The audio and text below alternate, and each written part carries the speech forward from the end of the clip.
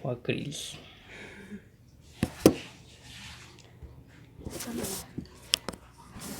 Bom, como todos bem sabem, hoje nós vamos falar um pouco sobre o religioso, né?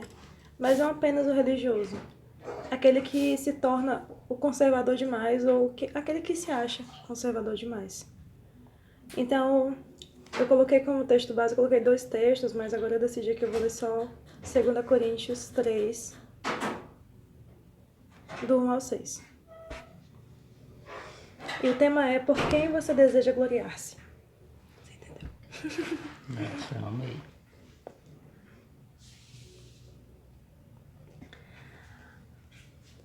Bem, Peraí. 2 Coríntios. 3, do 1 ao 6.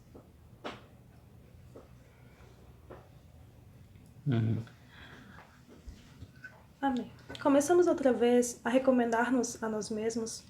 Ou porventura necessitamos, como alguns, de cartas de recomendação para vós ou de vós?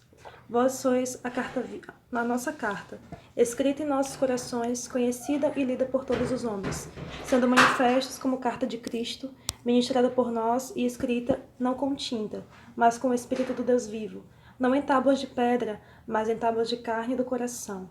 E é por Cristo que temos tal confiança em Deus. E não que sejamos capazes por nós mesmos de pensar alguma coisa como de nós mesmos, mas a nossa capacidade vem de Deus, o qual também nos capacitou para sermos ministros do novo pacto, não da letra, mas do Espírito, porque a letra mata, mas o Espírito vivifica. Amém? Amém. Eu acho que quando nós falamos de conservadorismo ou de religiosidade exacerbada, nós lembramos muito dos nossos colegas, né? Da Madureira, nossos colegas da Deus e Amor, nossos colegas da Universal. E muitas vezes eu acho que a gente esquece que quando a gente é cristão ou quando a gente faz parte de determinada denominação, a gente sempre vai ser visto como aquele que é daquela denominação, né? Você é assembleiano, nossa, você tá usando batom, como assim? Assembleiano não tem que usar batom, né? Ou então você tá na igreja e você é sempre visto pelo que você é. E eu sempre achei interessante. Eu já fui na Assembleia, já fui na Deus e Amor, mas não fui da Deus e Amor. Amém. Já fui da Reconciliar, né? Acho que uma vez eu já conheci pessoas também da Universal. E eu conheci pessoas de todos esses ramos. E a minha visão sobre elas sempre foi a mesma. Que eram pessoas que estavam muito mais preocupadas com o que o mundo pensava do que com o que Deus pensava. Ou então não era nem com o que o mundo pensava, mas quem estava dentro da igreja pensava delas. Né? Então, assim, essa visão, ela sempre foi muito, muito fechada, sabe? Eu sempre fiquei pensando, e o irmão que não tem uma saia? A irmã que não tem uma saia? Ou o irmão que não tem uma calça, um paletó para ir pro culto? Como que ele fica? Como que ele é visto? Como que ele... E aí eu sempre via... Eu conheci a Assembleia mais de perto ainda depois de adulta. Eu gostei de estar lá, né? A nossa visão quando a gente está dentro é uma visão diferente de quem está fora. E eu conheci muita coisa. E uma das coisas que eu sempre fiquei pensando é: por que é que todo mundo tem oportunidade se nem todo mundo é realmente cristão, é efetivamente cristão? Se você efetivamente não está... O pastor nem sabe da tua vida muitas vezes, ele só, eu vou chamar o irmão aqui porque o irmão tá com um tempão, né, que não tem oportunidade, então hoje o irmão vai ter uma oportunidade. Vamos dar uma oportunidade. E quando eu estava na Assembleia, parecia que o tempo todo eu tinha que casar e ter filhos, né, eu tinha que ir pro casamento e ter filhos. Ou então eu tinha que ofertar, porque se eu não ofertasse, né, todo mundo ia ficar dizendo, meu Deus, tá com um tempão que a Cristina não oferta, então é melhor, né. E eu tava vendo uns vídeos e uma moça, ela fala que uma pastora, né, ela tava falando assim: irmãos, eu já fui em igreja em que tinha envelope vazio dentro do gasofilácio, porque o irmão ofertou, porque o outro ia ver que ele não ofertou e ele ficou com vergonha. Então ele pegou, foi lá, envelope vazio e jogou, só pra dizer que ele ofertou. Então, e ninguém vai saber quem foi, porque o envelope não tem nome, então fica uma coisa muito perdida. E quando nós falamos de religiosidade, eu acho que a gente sempre lembra muito de Jesus, né? Sempre criticando mesmo, de forma assim, bem pontual, a religiosidade dos fariseus, dos saduceus e dentre outros, né? Sempre dando conta de que o que você vive É mais importante aquilo que Deus pensa a seu respeito do que aquilo que os outros pensam. Ou então do gloriar-se, ou então do por que eu tô dando esmola no meio da rua para todo mundo ver, ou então por que eu tô colocando uma trombeta aqui atrás de mim para as pessoas perceberem que eu sou espiritual. Eu sou mais espiritual que os outros. E nós estamos chegando numa época do cristianismo que ter bens, que ter isso, que ter aquilo, que ter não sei o quê, na visão do mundo, me faz mais cristão que os outros, né? E não é à toa que a gente está vendo uma igreja cada vez mais afastada de Deus, a meu ver, né? Afastada de Deus e mais próxima do mundo. Uma igreja que tenta a todo custo trazer os jovens, que tenta a todo custo trazer os mais velhos, mas uma igreja que não mantém. É uma igreja cheia de pessoas vazias, né? Parece tão triste falar. Eu fico muito triste de ter que falar isso sempre, porque eu lembro que eu ia pra Assembleia às vezes e eu ficava, Deus, será que tá tudo bem? Será que eu posso realmente ter oportunidade? Aí a pessoa me chamava, rapaz, mas se eu não for, né? A pessoa vai dizer assim, rapaz, não tá orando, a irmã tá em pecado. E a gente sempre pensa nessas questões. A minha irmã fala pra mim, né? Ela é da Assembleia de Deus, ela me fala assim, eu amo minha igreja, mas tem coisas assim que eu fico olhando e eu fico muito preocupada, porque a gente tá muito preocupado em aparecer, sabe? Muito preocupado em estar ali na frente, muito preocupado com o que o pastor fala. E o pastor disser pra você fazer uma coisa, você nem tem condição de fazer aquilo, mas você vai fazer porque você tá preocupado com o que vão falar. E aí eu decidi que a gente vai falar muito do que Jesus falava mesmo, né? A respeito dessas questões religiosas. E aí a gente vai pra Mateus, porque acho que Mateus é a maior base, né? Jesus era, acho que do Mateus. Eu coloquei depois. Mateus 6, tá? A gente vai usar Mateus 6, alguns versículos pontuais. Bota uns dois aí. Uhum. 6 o quê? Mateus 6, 1.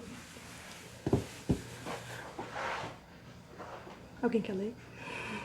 Eu sei um. Mateus 6, 1 e o 2, tá?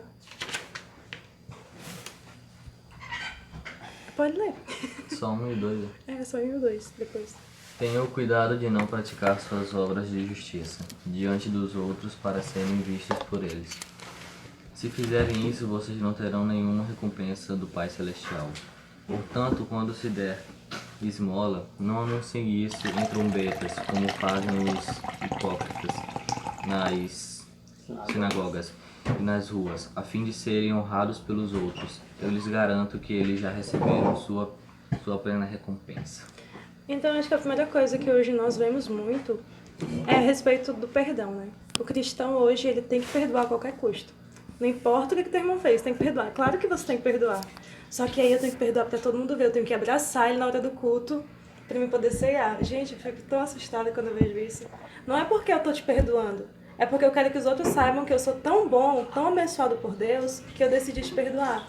Não é porque Deus mandou que eu te abençoasse, não é porque Deus mandou te dar uma oferta, não é porque Deus disse que eu, enquanto cristão, enquanto servo de Cristo, tenho que fazer o bem.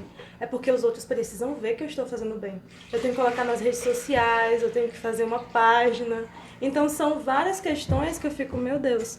E hoje a gente não tem as trombetas diante de ti, mas nós temos as redes sociais, nós temos os WhatsApps da vida, nós temos os Facebooks da vida. Então o foco, muitas vezes, ele meio que se perde, ele se perde muito. Porque nós estamos tão acostumados aos outros nos verem, e numa época de tanta mídia, os outros precisam ver que eu estou fazendo bem. Eu preciso me gloriar. Não porque Deus acha isso bonito, não porque Deus vai me abençoar, mas porque os outros precisam ver mesmo. E aí vem outras questões que eu considero uma questão de religiosidade também, que é a questão da oração, né? A Bíblia é muito... Eu acho que Jesus ele era muito pontual em relação à questão da oração mesmo, né? Mateus 6,5, ele vai falar um pouquinho sobre oração. Gente, eu escrevi tanta coisa, mas se eu for ler vai demorar tanto.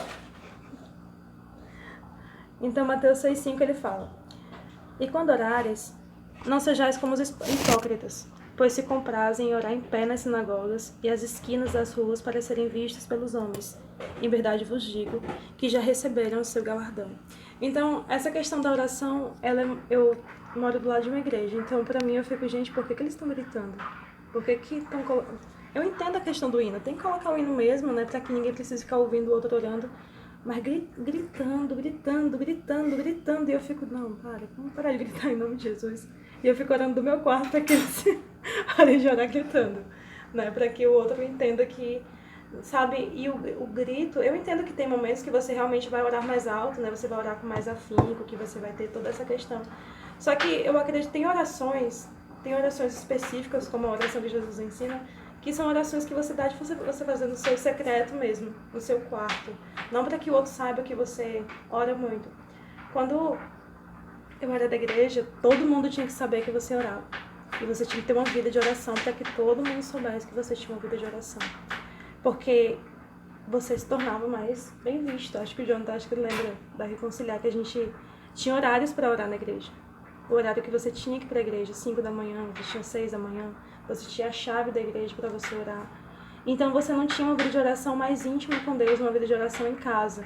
E aí nós nos deparamos com a Bíblia muitas vezes falando de Jesus mesmo falando aquela parábola do fariseu e do publicano, lá em Lucas, né, que ele fala que o fariseu chega e grita, Deus, né, eu faço orações todos os dias, eu dou esmola, eu faço não sei o que, eu faço mais não sei o que, e por isso Deus tem que me abençoar, por isso, teoricamente, Deus tem que fazer as tuas vontades. Não é aquilo que ele quer, é aquilo que eu quero. Não é a vontade de Deus para a glória de Deus, é a minha vontade para a minha glória, para que eu seja bem visto, para que as pessoas percebam o quanto que eu sou bom, e porque eu sou tão bom, né, eu vou ser muito mais abençoado que você. E a religiosidade ela traz, eu acredito que grandes problemas para a vida cristã. Quando você fala, quando eu lia o texto de as cartas, né, que Paulo fala, nós somos cartas vivas, as pessoas estão nos lendo diariamente, porque elas não estão lendo a Bíblia. É por isso que elas estão afastadas de Deus. E quando elas te veem, muitas vezes fazendo pré-julgamentos, fazendo orações no meio das ruas para que as pessoas vejam, as pessoas ficam, será, né? Não que você não tenha que anunciar o evangelho, você tem que anunciar, você tem que viver. Mas Jesus não ficava colocando em outdoors que ele estava andando, que ele estava curando. Jesus, inclusive, andava nos piores lugares. E outro dia eu vi um amigo meu comentando, né? Tinha 2 cristãos, parece que pregando em determinado lugar, e saiu a notícia, né? Tipo, acho que num show de rock, uma coisa assim. Eles estavam num show de rock e decidiram pregar, e uma pessoa foi salva, e isso virou notícia. E ele comentou assim, Jesus não andava entre os pecadores. Esse rapaz tá lendo muito a Bíblia. E tá lendo a Bíblia, assim, de uma maneira que... Incrível. Por quê? Porque as pessoas, elas têm uma visão de um Jesus que ficava dentro do templo 24 horas. Eu acho que eles só têm aquela visão daqueles 12 anos que Jesus tinha, que ele estava dentro do templo ensinando os saduceus. E eles não têm o cuidado de perceber que Jesus vivia entre o povo. Jesus encontrava pessoas como Zaqueu, Jesus andava entre os leprosos perto de Betesda. Jesus andava com as piores pessoas, se você for pensar, porque os discípulos não eram as melhores pessoas. Eles se tornaram com o tempo, pontualmente, pessoas parecidas com Jesus. Tanto que quando Pedro ele é interrogado em Atos, é isso que a gente vê. Eles falando, nossa, esse homem é só pescador mesmo? Ele fala tão bem, ele fala, né, de uma maneira como se ele tivesse andado com Jesus. Então nós temos que sempre ter esse cuidado. A religiosidade, eu li sobre a questão do conservadorismo, um pouco, né, sobre o conservadorismo, e muitos autores, eles defendem o conservadorismo. O cristão, ele tem que ser conservador, mas o cristão tem que ser conservador da palavra de Deus, conservador daquilo que Jesus viveu, conservador daquilo que é o correto. Não porque os outros vão falar de mim, mas como Jó. Uma vez eu estava lendo Jó, e eu sempre tive uma visão de que o diabo fala de Jó para Deus. É Deus que fala de Jó para o diabo. Deus fala, tem visto o meu servo Jó? Então, a nossa visão a respeito disso é que a religiosidade hoje ela nos prende dentro de um centro e nos diz o que é o mais correto, o que é que nós devemos seguir. E nós já temos um manual, a gente não precisa que ninguém diga que a gente tem que seguir. A gente tem um manual diariamente. Claro que eu sempre falo, e o Jonathan, acho que ele falou isso semana passada, tem pessoas que realmente precisam estar dentro da igreja, que realmente precisam de alguém ali falando, tem que orar, né? Irmão, tu tem que se vigiar. Mas tem pessoas que não precisam, tem pessoas que vão ler a Bíblia na casa delas e elas vão dizer assim, Deus, eu preciso de Ti, eu preciso mudar e eu consigo fazer isso só com o auxílio do Espírito Santo, só com o auxílio de Deus. Então, é muito, muito pontual essa questão. E, deixa eu ver, a gente vai ler Mateus 6, agora sim a gente vai ler um versículo muito grande, que é do 31 ao 34, 3 versículos. E o Jonathan vai ler. Mateus. Mateus 6, do 31 Nem ao tão grande. 34. Não, é o maior de hoje.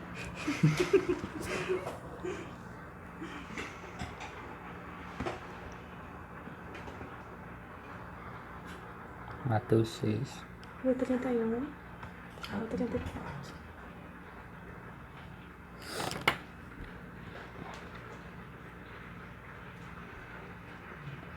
Portanto, não se preocupem dizendo o que vamos comer, o que vamos beber, ou o que vamos vestir, pois os pagãos é que correm atrás dessas coisas, mas o Pai Celestial sabe que vocês precisam delas. Busquem, pois, em primeiro lugar o reino de Deus e a sua justiça, e todas essas coisas lhes serão acrescentadas. Portanto, não se preocupem com o amanhã, pois amanhã se preocupará consigo mesmo. Basta cada dia o seu próprio mal. Então, essa questão da preocupação, eu acho que é o que mais move as pessoas a estarem na igreja, sabe? De procurarem essa religião, buscarem estar, né, em um culto, buscar estar em oração constante. Porque a gente fica muito preocupado diariamente, mas no final do mês eu acho que eu não vou ter dinheiro não, ó, pra mim conseguir comer. Eu não vou ter isso, eu não vou ter aquilo, eu não vou ter não sei o quê. E a Bíblia ela é muito pontual nesse sentido, e nós, eu digo assim, né? Os outros, mas nós também, muitas vezes. Muitas vezes a gente vê uma igreja muito preocupada que você tem que ofertar os seus 10%, porque senão você não vai receber, senão você não vai ser abençoado, senão o devorador vai vir e vai tomar todo o teu dinheiro, parece. Ou então o devorador vai vir e vai comer a tua casa inteira. Então nós ficamos bastante preocupados com isso e nos esquecemos que Deus sabe cada uma das nossas necessidades, né? Deus sabe cada coisa que nós precisamos. E nós muitas vezes estamos muito inquietos, muito desesperados, nós temos que fazer, porque se a gente não fizer, Deus não vai fazer. Eu tenho que ir pra rua, eu tenho que fazer não sei o que, eu tenho que usar uma blusa que diz que eu sou crente, eu tenho que pegar o meu carro e colocar um adesivo cristão, porque senão as pessoas não vão saber que eu sou da igreja. As pessoas têm que saber que eu sou da igreja, para que elas me respeitem, né? Então, assim, eu acho que a questão mesmo é como é que nós estamos nos vendo e como é que as pessoas estão nos vendo. Independente dos pecados que eu cometo, as pessoas sabem que eu tenho uma fé, ou as pessoas não sabem, ou as pessoas estão vendo realmente um Jesus diferente na minha vida, ou elas estão vendo somente eu mesma tentando viver aquilo que eu quero viver, né? Viver aquilo que eu acho mais bonito. E eu acho que eu li um pouquinho de Paulo também, né? Eu sempre gosto muito de ficar lendo vários versículos para ver se eu entendo em que parâmetro eu vou seguir, né? Eu tô falando pro Jonathan hoje. E é interessante, eu lembro que uma vez um cristão, um rapaz falou pra mim assim, Paulo não devia ser apóstolo, porque ele não andou com Jesus. Eu falei, talvez não, né? Mas, né? Ele disse que Deus o escolheu dessa maneira. Se Deus o escolheu, ele sabia quem ele era, ele não ia estar pregando. E Paulo, eu acho que ele é um dos mais parecidos assim com o que Jesus falava, mesmo não estando com ele. Porque Paulo, ele pontua umas coisas que Jesus falava tão parecido, eu fico, gente, ele falava a mesma coisa, né? Então, nem precisava. E ele sempre debatia muito sobre essa questão de você ser religioso e você ter Deus na sua vida. Conserve isso, faça aquilo, faça não sei o quê, mas sempre resguardando a tua paz com o outro, assim como Jesus falava. E a outra questão que vem, para mim, né, pontual, é que Jesus ele sempre falava que ele não veio para destruir a lei, ele veio para fazer com que ela fosse cada vez mais cumprida. Só que ele ainda aumenta mais isso. Porque quando Jesus fala sobre a lei, fala, ame o teu próximo, né, como a ti mesmo. Ele fala, amai o teu próximo, mas amai também o teu inimigo. Faça adultério. O adultério não é mais só eu ficar com a mulher do próximo, é eu desejá-la também. Então, assim, às vezes na religião a gente vê muito isso. É o eu posso, eu tenho e eu quero, mas tu que tá fora, vai continuar fora, porque a minha vida, a tua vida não me interessa tanto quanto a minha própria. Então, eu acho que é muito mais nesse sentido. Eu acho que a religião, ela é um caminho, mas ela tem que ser um caminho bem vivido. E o único caminho realmente é a Bíblia, né? Não adianta você viver dentro do culto se na sua casa você continua o mesmo, né? Eu tava conversando outro dia. É interessante como os cristãos, eles buscam curas para algumas coisas e não buscam curar outras questões, né? Por que os cristãos, eles buscam tanto uma cura para que a mulher se torne cada vez mais feminina, mas não procuram uma cura para que o marido, né, cuide dela e não bata, não cometa certos atos, Né? Por que que a irmã não pode ser vaidosa, mas o pastor usa um terno de R$ 2.000? Então, eu fico... dois pesos, duas medidas para coisas totalmente diferentes. Então, acho que o nosso foco mesmo é entender que a gente já tem alguém para seguir. A gente não precisa exatamente viver aquilo que os outros querem que nós vivamos. Porque nós já temos um Deus que fala todos os dias conosco para que nós vivamos a vontade dele. Amém. Amém. Viu? Foi bem rápido. Eu sempre sou bem rápido.